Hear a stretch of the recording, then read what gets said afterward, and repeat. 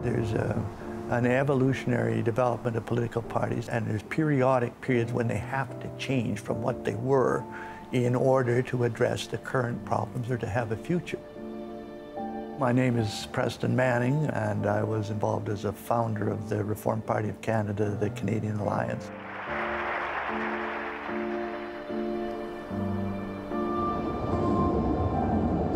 You had the makings of a full-blown Western separatist movement at the time in the 1980s. After considerable discussion, it was decided why not create a new principal federal party based in Western Canada. All across the land, representing your view, move is on to make a change. We'll be there coming through. A new vision of Canada, the Reform Party take. Preston was really committed to grassroots democracy, and he really believed in following the lead of your constituents. My name's Rick Salutin. I'm a freelance writer. There was a kind of a reaction against what was seen as the kind of soft, cosmopolitan, Eastern-centered conservatism of the PCs. The West was increasingly alienated from both the traditional parties. The Reform Party was really brought into being to advance these reforms, particularly on behalf of Western Canadians. And now with your decision... I think a reform is that kind of relief well. And if it hadn't have been drilled, you might have had a full-blown separatist movement in the West at the same time that you had a separatist movement in Quebec, and that could have torn the country apart.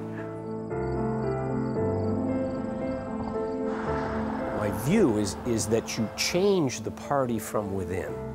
I'm Peter MacKay, former Member of Parliament for Pictou, Antigonish-Guysborough. I was elected leader of the Progressive Conservative Party in 2003. Like a marriage, you don't divorce yourself or break away when these tensions arise or when there is a necessity to compromise and work it out. And when you're divided, as the old saying goes, a house divided against itself cannot stand. Good is a constitutional accord promising peace, order, and good government.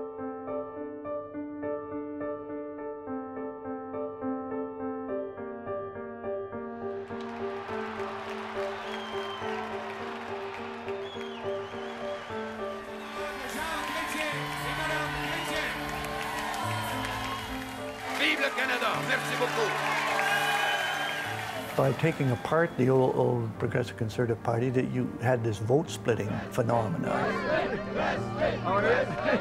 It was the 1997 election, and we got a few more seats, became the official opposition, but the vote-splitting was still a problem. So now you've had vote-splitting in 1993 that handed things over to the Liberals, had vote-splitting in 1997 that handed it over to...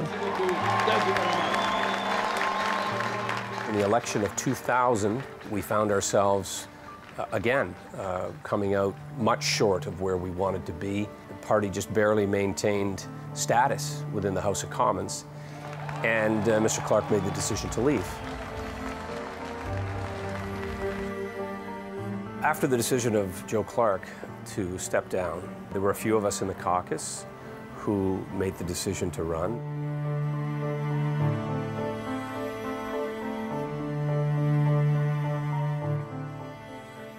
I'm here today to put forward my name as a candidate in the Progressive Conservative Party leadership race.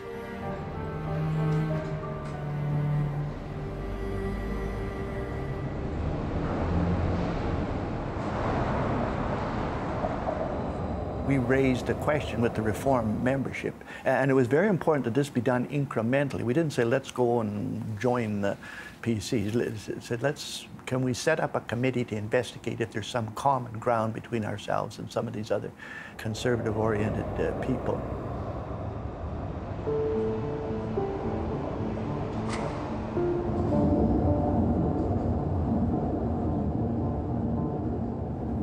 The alliance was another step in the process. Preston Manning has now been ousted. Stockwell Day is the leader. They're having a leadership crisis, which results ultimately in Stephen Harper becoming leader of the alliance. And our leader is Mr. Stephen Harper. The Canadian Alliance is strong, and that the Canadian Alliance is here to stay. He has indicated in the past that that unity was something that he was interested in. It's what has to happen if we're going to end vote splitting, if we're going to be able to ever challenge the governing Liberals.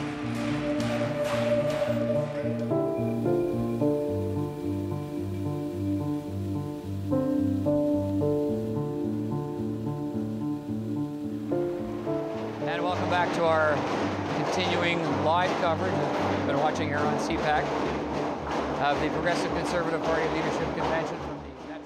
The convention did have a kind of schizophrenic quality.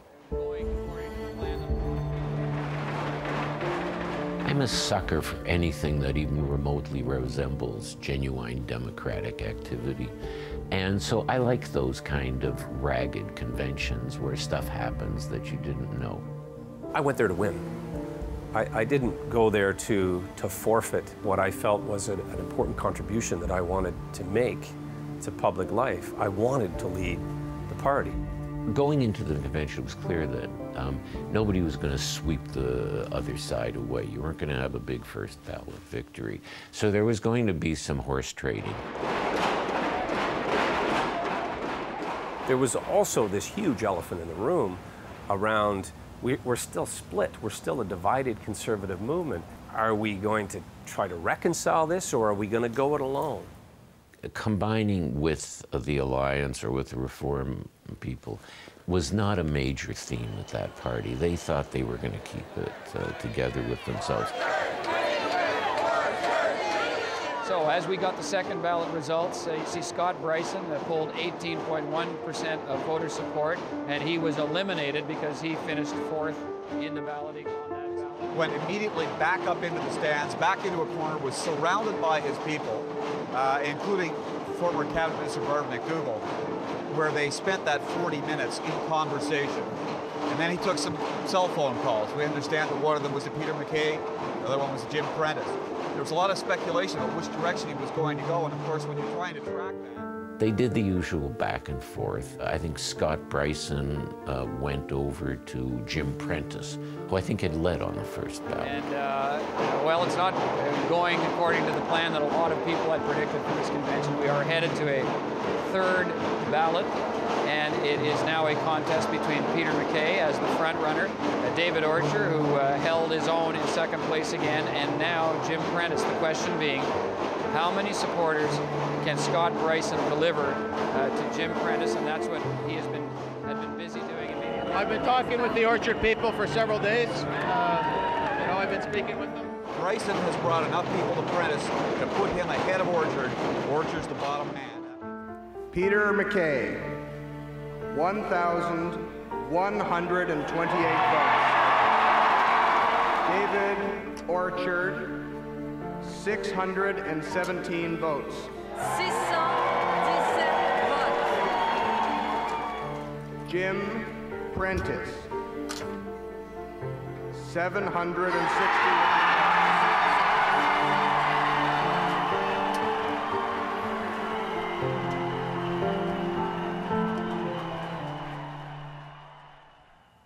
This brought us to a bit of a showdown at the end where it was either going to be Jim Prentice or myself reaching out to David Orchard, who had brought a significant number of delegates. I mean, he was second throughout the voting. And while he had no room for growth, he was ultimately cast in the role of kingmaker. Okay, here comes Peter MacKay's coming down. We'll listen in here. Okay. Where are we moving to, Peter? You're clearing a path between David Orchard and Peter MacKay. I can see them both. Here they go. Now let's hear what they say.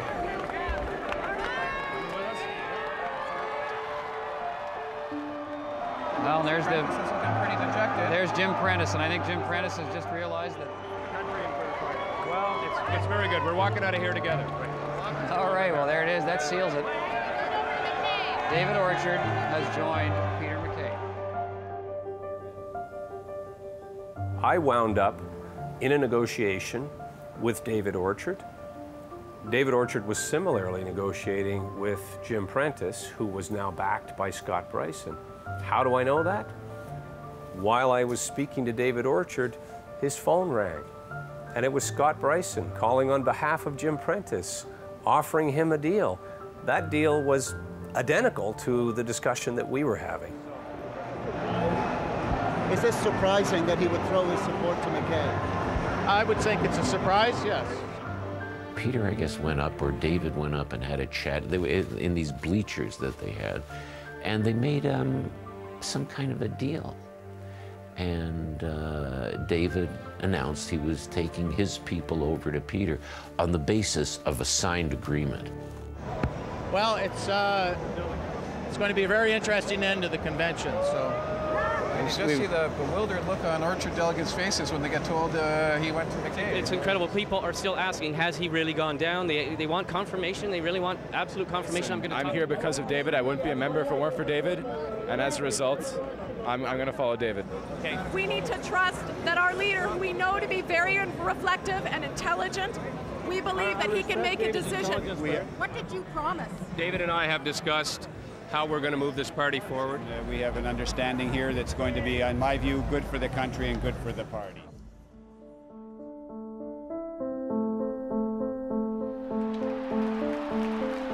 We've agreed that we will not, the 301 rule in our party will be honored, and there will be no merger with the Canadian Alliance.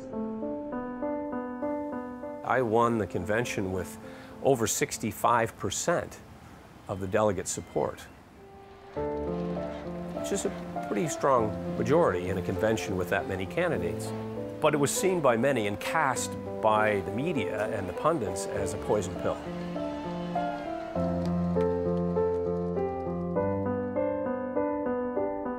What an incredible exercise in democracy this has been today.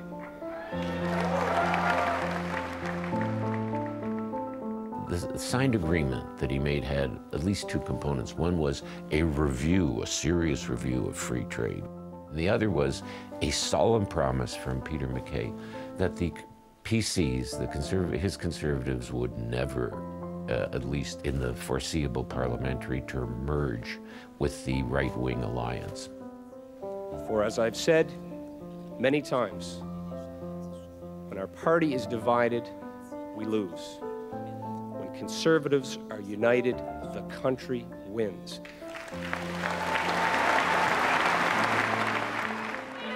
What about that impression that a lot of delegates have that you sold out, you made a deal with the devil just to win? Well, those are inflammatory words. I don't see that at all. I mean, and what does it say about the issue of working with the Alliance? What kind of promise did you make on that? There would be no formal merger of parties. This was described as the deal with the devil. It was Faustian. It was epic, the betrayal of the membership by me to have locked arms and won the leadership.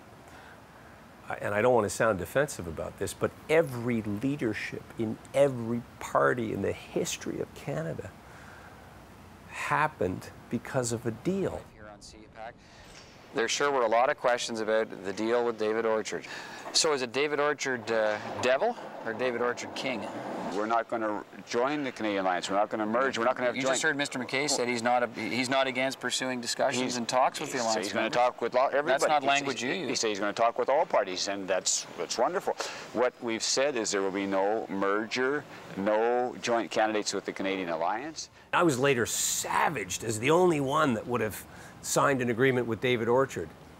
And I just took it rather than said, well, hold on a minute. These other guys were similarly prepared to sign anything and more. And that's all I'm going to say about it. Who called first? Mr. Prentice's people called first. They called you first, and you said to them, I will come. Did you say I'll come to you on these terms? No, I said, this is what I want. I told them right out front, this is what I'm putting out to everybody. The same arrangement. And Mr. Prentice said no. No, well, he didn't say no, but he quibbled. What did he quibble over?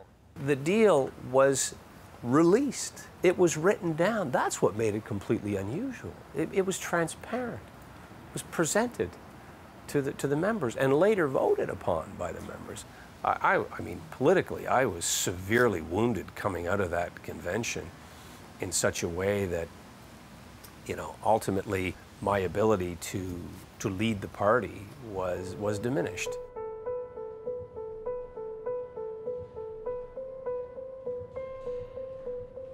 I ran into Stephen Harper in the lobby of the House of Commons, and I simply said, sort of as an offhand comment, we should talk sometime.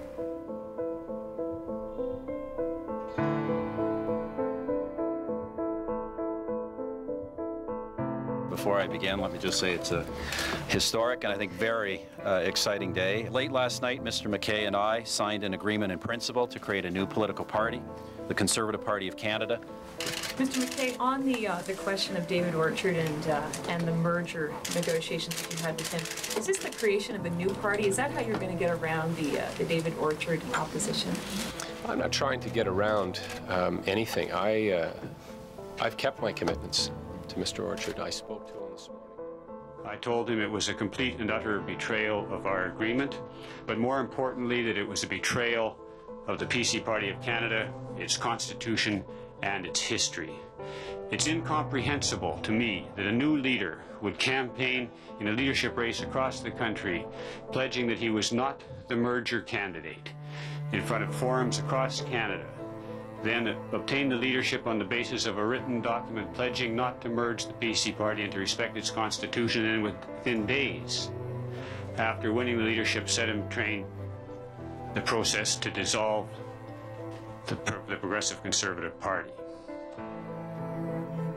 I naively felt that it would be unthinkable for Peter MacKay to sign this agreement and in less than a year just act as if it didn't exist.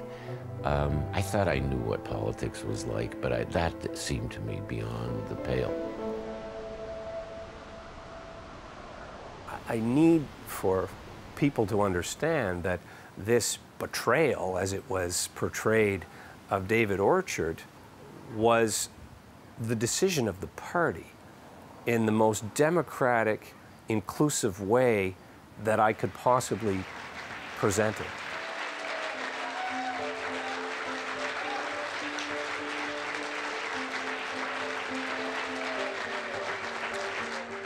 "90% endorsed the idea of merging. For we are joining today as equals with the Canadian Alliance. This is what Conservatives from across Canada wanted us to do." I fairly quickly came to the conclusion that, you know, I had a lot of baggage and had accumulated it in a very short time that would have hurt the party. So I made the decision not to run for the leadership of the new Conservative Party. There were other contestants, and ultimately we know history. Stephen Harper won that contest. Stephen Harper. 15,614.7. We will provide this country with a direction for the future. Merci beaucoup. Thank you all. God bless Canada.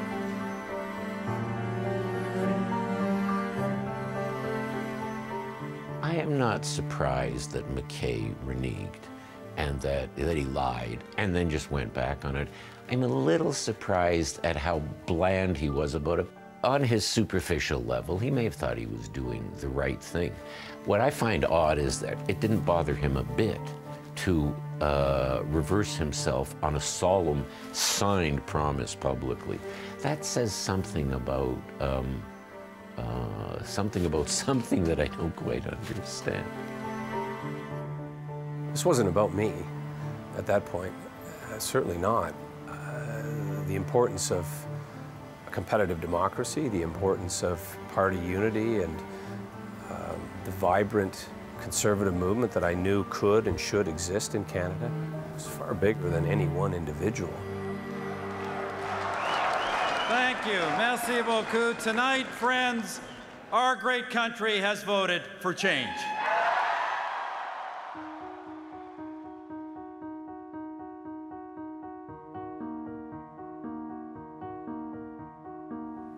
small group of people in this country can still take the basic tools that democracy gives to everybody, freedom of speech, freedom of association, freedom to try to persuade you to do this instead of that, or vote this way instead of that, and can change the system. The New West is built on the principle of freedom of enterprise, fiscal responsibility, compassion for the young, the old, the sick, and the poor, equality of citizens and provinces, and democracy that reflects the common sense of the common people. That's right. The New West. That's right. They gave us the finger, Dennis. I think if we lost leadership conventions and went to something else, there would be a gap. I'm talking about the old-fashioned kind where they got together and horse-traded and, you know, wore stupid hats and people crossed the floor back and forth. You'd lose something. If people say, what do you want written on your political tombstone? I would say I'd put the country first.